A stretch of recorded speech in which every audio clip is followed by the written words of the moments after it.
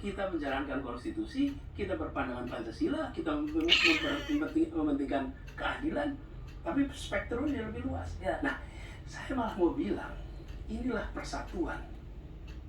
Inilah hal yang selama berpuluh tahun mungkin, bertahun-tahun, itu seakan berbeda. Sekarang kita coba sama-sama. Yuk, kita sebangsa, kita setanah air, dan kita sudah lakukan itu. Sebetulnya ada sejarah panjang yang ingin saya ceritakan, sangat penting.